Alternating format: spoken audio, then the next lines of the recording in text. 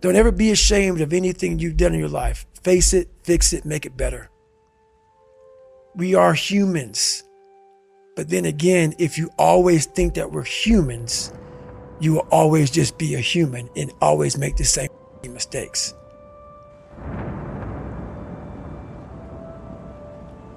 I came from a small town in Indiana where there was a handful of black families. And a lot of people in that town, when you come from a town of 8,000 people, it's like we had a local plant, Great Dane. And you're like, you know what? I want to work at Great Dane and get a house next to my mom. That's what you know. So many of us come from these small places in our mind that we're not willing to think outside of only what we've seen. Our mind works in such a small compartment. And one thing I was able to do was to dream. Many people, but don't make dreams your master. But I was able to dream outside those four walls of that small town. And until you're able to really put yourself into that dream, but don't make dreams your master, that's where you truly become what you're destined to become. A lot of people sit back and they dream about being a sports figure, or dream about being a SEAL, or dream about being an astronaut. And all it is a dream. They don't put the work behind the dream. That dream has become their master. When you become the master of your dream is when you say, I want to go be a Navy SEAL. And you say, okay, I'm going to lose 106 pounds in less than 3 months. The dream was the one thing I thought about, and the dream was now gone. Now, what comes in, the dream goes away, the laundry list of details and tasks come up. Gotta do this, gotta do this, gotta do this, gotta do this. That's when you become the master of your dream. So a lot of people out there dreaming, I don't want to be a SEAL today, or I don't want to be whatever today. I'll start tomorrow. And that's the usual pattern of people's lives. That's why I talk about clearing out the mind. Until you really want to do something, you're always going to be a talker. You're always going to run your mouth. If you have the courage to go out there and tell people all your and so that process was, it took about 4 years of me working with my mom because, she was very damaged by what she went through. And so was I. But I knew no one was coming to save me, so I had to go ahead and fix my. And she kind of lived in a different place. But when I wrote Can't Hurt Me, it started waking her up that, hey man, why do you care? Why do you care so much what people think about you, what you went through? Why are you putting so much on other people and what they may say about you? Like there's some stuff I talk about, that is pretty embarrassing for some people. But she got to a point in her life where she was able to, stop caring, because we all have our No one, like people, it's so funny to me. There'll be people who are out here commentating about people who are f***ing up out here. Famous people are f***ing up. And I don't know how they're able to do that when I guarantee while your skeletons are not being out there, if I were to open up your f***ing door, how are you doing that? So I know that about everybody. Like people love to talk about somebody and keep themselves out of it. And so we went through that journey together. And so it allowed her to come out and say, yeah, I'm a big person who, I want to give people the confidence to walk in a room of 1 million people and none of them like you. And you just say, F you, I'm good. And walk out with you by yourself. And now she can look at everybody and say, yeah, I was in a bad place. I'm good with that. That was a hard time for her. And for me also. I was ready to leave a long time ago. I was just waiting for her to get the courage to finally leave him. And I don't think anything from that really, I think that's where the damage really began. I think for her, when she left, her fight went away. And it's kind of like when you run 100 miles. When you sit down, your body can then say, I'm done. The second she left, that the mindset, oh my God, like we can be human. We can be human, and we're not fighting anymore. And it just swarmed. The demons, that all that fight and all that was keeping away, it just came and it swallowed her whole. And it also swallowed me whole. But once again, like we were talking about, I got a chance to watch her, and she set out the ultimate blueprint on how not to be. So I had a hard time learning growing up, but I was very smart when it came to human beings. A genius, because I lived in such hell. I was always studying people. Who can I trust? Who can I not trust? Energy. I got really good with energy. Is this person's energy good? Is it bad? So I became a genius on human beings. So I studied people all the time. Studied all the time. She also talks about considering taking her own life. Yeah, together. So yeah, she talked about that a few times with me, behind closed doors. And I'm surprised she didn't. There's a lot of stories that are still untold that she probably will never talk about, and I'll never talk about them until she says it's fine. But yeah, it was a bad way. So I give her credit for having the strength to say, okay, I need to continue on and figure out what's next for me.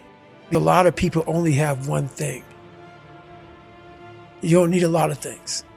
Sometimes the only thing that kept me with that one step forward was one thing.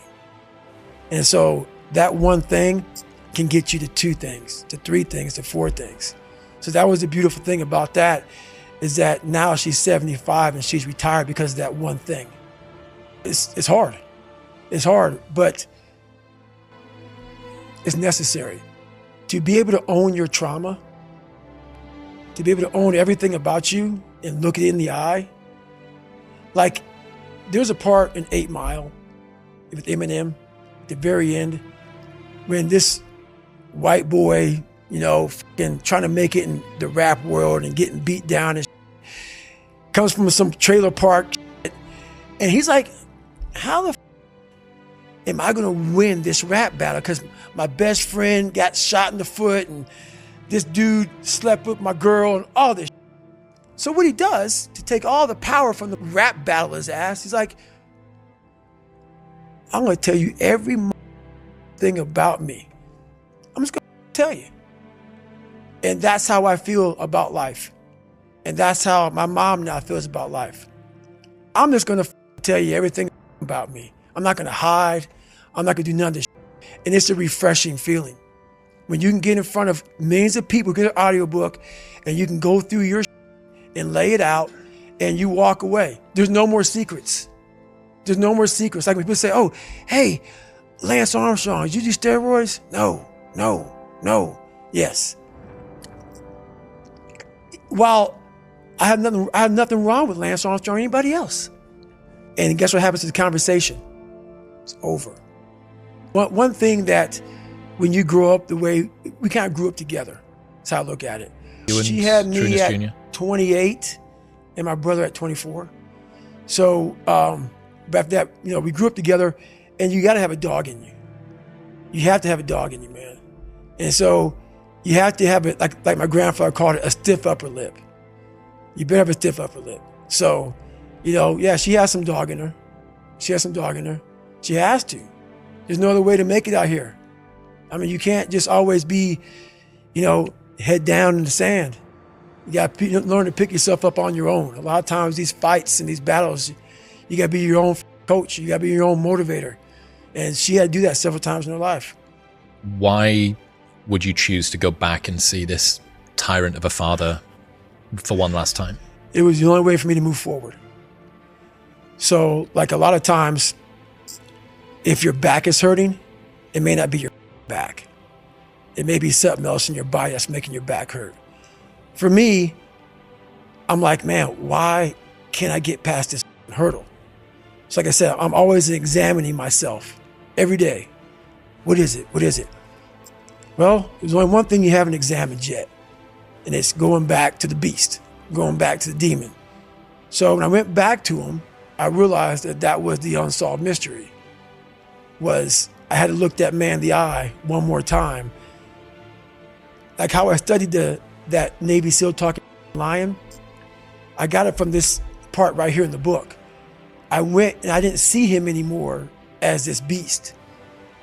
I started doing research on him, found out that his dad used to beat him really bad. So his dad would put him in front of a furnace, open the furnace up with the flames coming out, and put him right in front of it, have him bare butt naked, and he would whip the out of him. And the whole idea of that is if you move, you're gonna get burned. So stay right here and take your beating. So what happened with him, those demons from his father went to my father, and he tried to transfer them over to me. I had to understand who my father was, understand where he came from, understand why were you so brutal to us. I got my answers, took those answers, and made myself better from the answers about him. And so that's why it was necessary for me to go back. I was looking for an apology, so then maybe I could just go be a loser and understand that you f***ed me up. Like, man, you did this to me. I can go be a loser now. It's okay. Yep.